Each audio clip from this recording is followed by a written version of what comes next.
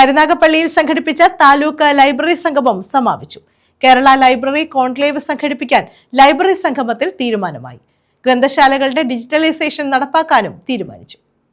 കേരളത്തിൽ ശ്രദ്ധേയമായ ഗ്രന്ഥശാല പ്രവർത്തനങ്ങൾ നടത്തിയ ലൈബ്രറികളുടെ അനുഭവങ്ങൾ പങ്കുവയ്ക്കുകയും അവ ഇതര ഗ്രന്ഥശാലകൾക്ക് മാതൃകയാക്കുകയും ചെയ്യുക എന്ന ലക്ഷ്യത്തോടെയാണ് സംസ്ഥാനത്തെമ്പാടുമുള്ള ഗ്രന്ഥശാലകളുടെ കൂട്ടായ്മ സൃഷ്ടിച്ച ലൈബ്രറി കോൺക്ലേവ് സംഘടിപ്പിക്കാൻ കരുനാഗപ്പള്ളി താലൂക്ക് ലൈബ്രറി സംഗമം തീരുമാനിച്ചത്. ഗ്രന്ഥശാലകളെ ആധുനിക ഡിജിറ്റൽ സംവിധാനങ്ങളുള്ള ഇടങ്ങളാക്കി മാറ്റുക എന്ന ലക്ഷ്യത്തോടെ ഡിജിറ്റലൈസേഷനും നടപ്പാക്കും. നിലവിൽ മാതൃകാപരമായി പ്രവർത്തിക്കുന്ന 144 ഗ്രന്ഥശാലകൾ കരുനാഗപ്പള്ളി താലൂക്കിലുണ്ട്. അവയിൽ 55% ഗ്രന്ഥശാലകളും ഉയർന്ന ഗ്രേഡിൽ പ്രവർത്തിക്കുന്നവയാണ്. ഈ വർഷം 94% ഗ്രന്ഥശാലകൾ പ്രവർത്തന ഗ്രാന്റിന് അർഹത നേടി. 1796 ഗ്രന്ഥാലോകം വരിക്കാരെ ചേർത്ത് സംസ്ഥാനത്ത് മുൻനിരയിലെത്തി. വിവിധ സാംസ്കാരിക സ്ഥാപനങ്ങളുമായും അക്കാദമികളുമായും യോജിച്ച നിരവധിയായ പ്രവർത്തനങ്ങൾ സംഘടിപ്പിച്ചു. അതിജീവനത്തിന്റെ പെൺവായന, വീട്ടക വായനാ സദസ്സുകൾ, വായനാ വസന്തം തുടങ്ങിയ പരിപാടികൾ കൂടുതൽ മെച്ചപ്പെട്ട നിലയിൽ എല്ലാ ഗ്രന്ഥശാലകളും പഞ്ചായത്ത് നേതൃസമിതികളും നടപ്പാക്കാനും തീരുമാനിച്ചു. താലൂക്ക് ലൈബ്രറി സംഗമത്തിന്റെ ഉദ്ഘാടനം ജില്ലാ library council president K B Muralikrishnan നിർവഹിച്ചു.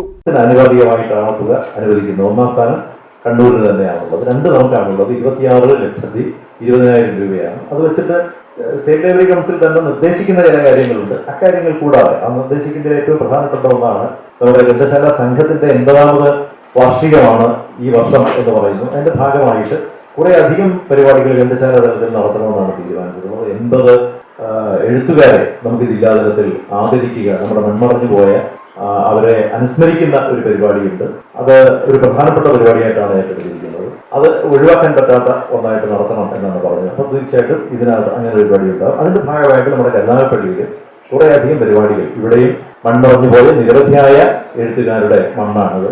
അതുകൊണ്ട് അതിൻ്റെതായിട്ടുള്ള ഒരു പ്രവർത്തനം നമ്മുടെ ജില്ലാ വികസന പദ്ധതിയുടെ ഭാഗമായിട്ട് എ സജീവ് അധ്യക്ഷത വഹിച്ചു. വി വിജയകുമാർ പ്രവർത്തന പദ്ധതി അവതരിപ്പിച്ചു. ജില്ലാ library council secretary M Salim, P K Vijayan, V P Jayaprakash Menon, A Pradeep, M Gopalakrishna Pillai തുടങ്ങിയവർ പങ്കെടുത്തു. ഡിജിറ്റൽ സാങ്കേതിക വിദ്യയെക്കുറിച്ച് എസ് സുധി ക്ലാസ് നയിച്ചു. അവിടെ തന്നെ ഭരണകൂടം നിലനിൽക്കുന്ന കാലത്ത് അവിടെ എഴുതിയിട്ട് എന്തെങ്കിലും തരത്തിലൊരു പിഴവ് അതിൽ വന്നു കഴിഞ്ഞാൽ സാധാരണ ഒരു ചരിത്ര പുസ്തകം വായിച്ച് നമ്മൾ ആ ചരിത്രത്തിന്റെ സത്യസന്ധതയെ അടയാളപ്പെടുത്തുന്നത് പോലെയല്ല ഒരു ഫിക്ഷനിൽ നാം ഒരു ചരിത്രത്തെ ആവിഷ്കരിക്കുമ്പോൾ ഉണ്ടാകുന്ന അപകടം. കാരണം ഫിക്ഷൻ ചരിത്രമാവുകയും ചരിത്രം ഫിക്ഷൻ ആവുകയും ചെയ്യുന്ന വല്ലാത്തൊരു കാലത്ത് ഇതിന്റെ അതിർവരമ്പുകൾ നിശ്ചയിക്കുക എന്നുള്ളത് നമ്മുടെ ഇന്റഗ്രിറ്റിയുടെയാണ്.